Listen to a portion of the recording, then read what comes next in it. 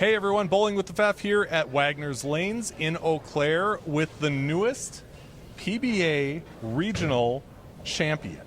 And I'm going to say that because I know that there's this thing with non-members not getting a banner and all that stuff, but in Bowling with the Pfeffville, Trae Henrichsmeyer, you are a regional champion and this trophy says so. Yeah, I don't know if I agree with the rule. However, I do get the priority of members and like the whole deal of it. I'm definitely counting it whenever people ask me how many I have because I won a regional. Yeah. It's technically a regional title. Might not be in the books, but I won the regional, so I'm going to count it as a regional win. Yeah. I am thinking that you must be the only one in this region.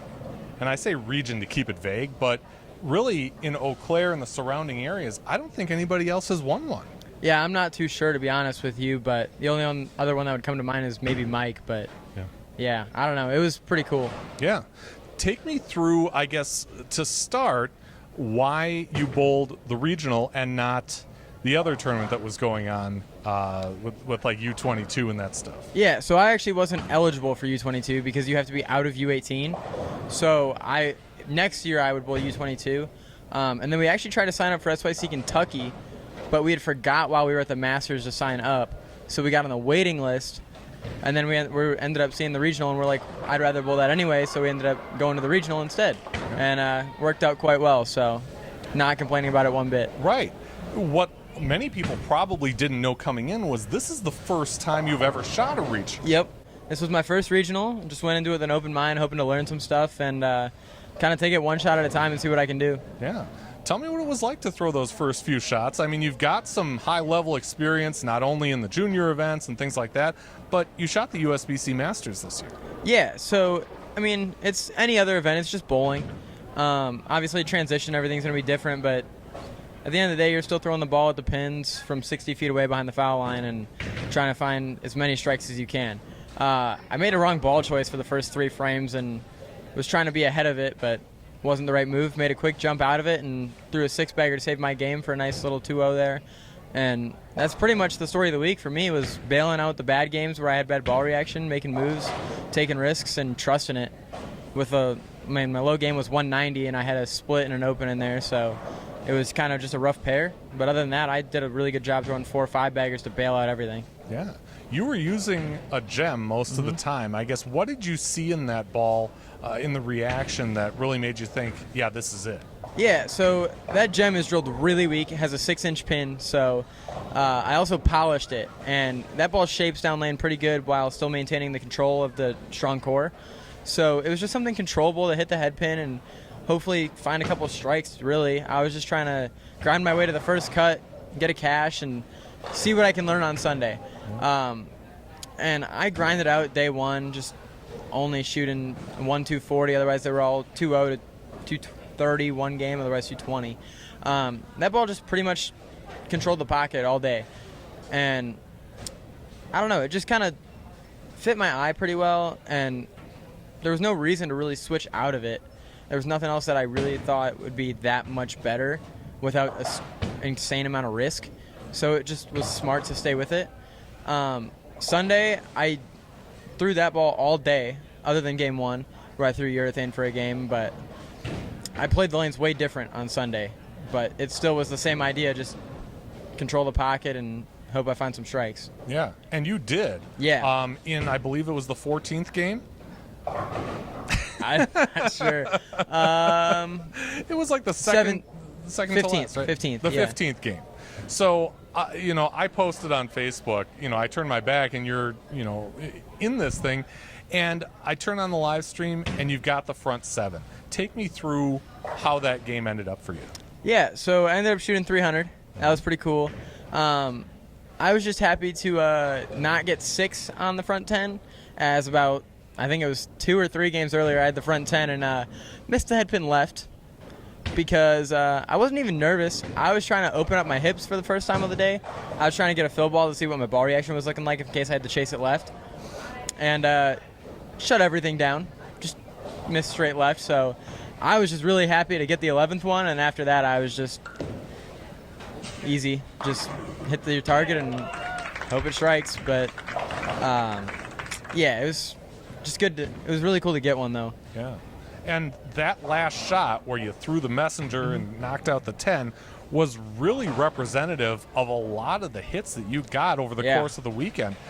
What was that like for you to not only throw the ball well, control the pocket, as you say, but get the benefit of some great, life out of those pins? Yeah, I would like to think that I kind of created that for myself. There was a lot of people playing the lanes similar-ish to me, to the right, just kind of trapping it. But I was the only one lofting it over the fronts and trying to actually create shape down lane, whereas everybody else was just kind of trapping the pocket.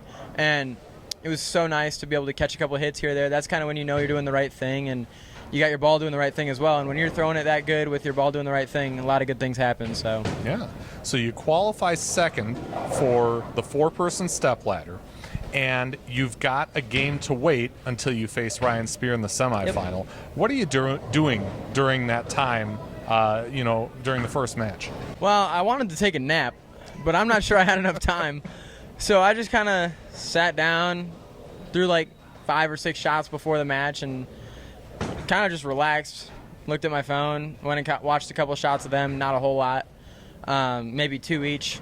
Otherwise, I was just kind of just relaxing, taking it easy. I was kind of sore, so just kind of chilling, I guess. Yeah. And then it's your turn. You bowl against Speer. Tell me what that match was like for you. Yeah, I mean, it was pretty much just sticking to the same process I had all day. I was able to stretch the pattern pretty good in the 15 minutes of warm-up I got on that pair. I threw urethane for probably 10 of it, just trying to stretch the pattern and see so I could stay as far right as possible and just trap it at the head pin like I had been all day. And because that was more towards later transition when I was able to trap it, so I was trying to make them shim. And I was able to do that really well and just took it one shot at a time. Had one wrap 10, otherwise there was really no blemishes in my game. A lot of good shots. Got the mixer hits going, flush hits going, a messenger in there too. Just ball was doing the right thing, and I was throwing good shots. Same thing that had been happening all weekend. So yeah. And then you get to the championship match. A.J. Johnson, the only bowler that's standing in your way. What's going through your mind as you're making your way through that match? He kind of struggled a little bit early, and you took an early lead, and really just kind of kept him at arm's length through most of it. Yeah, it was pretty much the same thing as the match before and all week, really, just one shot at a time. And he gave me an opening, and I was able to take advantage of it early. And from there, I just kept my foot on the gas and kept throwing strikes, caught another hit in there, and that one got me fired up. And I think he was a little fried out, so kind of helped me stay more in it myself, knowing that I was a little ahead mentally as well. Yeah. How big a focus is that, the mental game? I mean, we all talk about it, but we're league bowlers. I mean, we're not bowling on the stuff that you're bowling on. You have to have it, but that's kind of a vague term. I mean, what does being mentally sound mean to you on those tough conditions? Yeah, it kind of means to me just really focusing on my process. If I'm able to stay and do the same thing every time, and I'm trusting what I'm seeing, it's more trust in myself, I would say, because I know I'm capable of doing good things. I know I'm able to throw a bunch of strikes when I need them, and just don't lose focus of the big picture. A lot of people say in the moment, but I like to be looking ahead a little bit, actually, instead of behind, because if I miss a spare or something, I like to think, what am I going to do to fix that? Or even on the next shot, should I move on my next time on this lane? Or I just try to stay ahead of everything, at least by a shot at a time. Instead of in the moment, I try to be ahead of everything by a shot. You win that game. They hand you this trophy. It's as heavy as it is beautiful. It's very heavy. What's that like? Take us through. What's that? Yeah, it was pretty cool. Whenever I saw it, I was like, wow, that's fancy. I was just really happy to catch the win, and I've been struggling a little bit this past month, and it was more of a relief than anything. Just happy to win something, and then something that big was pretty awesome. Just the realization of that whole weekend of bowling, that many games, with how I executed and how many things went my way. It was just a really cool feeling, especially averaging almost 250 on Sunday to get there. Yeah. Your mom posted something on social, something to the effect of, this is really big.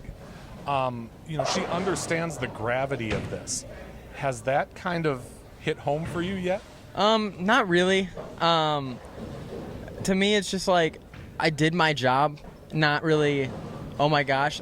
I feel like, I don't want to sound arrogant or anything, but I've been in the winner's circle enough times where some of the events you're just like, okay, I did it, cool. But this is one of the ones where I'm still taking a little bit of time to process, where I'm like, that's awesome. Like, it's another thing that I haven't done before, just something cool to check off the bucket list again, and I proof to myself that I'm going in the right direction. We're recording this on Monday evening. As I'm setting up, you're getting notifications, people liking your posts, big names. Yep. I mean, is this kind of the biggest win you've had as far as, you know, the impression that other people have on it? LBC was definitely really close. Okay. But obviously this one I've only had the post up for maybe 2 hours, an hour, and it's putting up a good run for it. So it's either this one or LBC. We'll see what time tells, but yeah. Yeah. You've got another tournament coming up this weekend. Tell us about that. Yeah, so I got a doubles event with my good buddy Luke on Saturday in Racine, and a singles event on Sunday where I got to accept my Player of the Year award for JBSD. So that'll be cool. And yeah, just looking forward to doing the same thing I did this weekend and make some good shots. Luke Winter, that is? Yep. Okay. All right, cool. And this is at GRC or? We are at Lanes on 20? We're at Castle Lanes for doubles, okay. and then Lanes on 20 for the year end. Okay, good stuff. You know, in the background of all this, I mean, you had a birthday, you're 18 now, you just graduated high school, you've got your associate's degree. I mean, now a regional championship. Things are really kind of picking up, and you're on your way to Wichita State. What's it like to be Trae Henrichsmeyer right now? Busy. Yeah. And exhausted. Been trying to just stick to what I've been doing. Glad school's over. More time to focus on bowling and other things like that, and just take some time to relax, most of all. And just being excited for what's ahead, really. I don't like to live in the past a whole lot, especially because there's so much exciting stuff in the near future. So yeah, I'm just really looking forward to Wichita and what the summer has to hold. Yeah.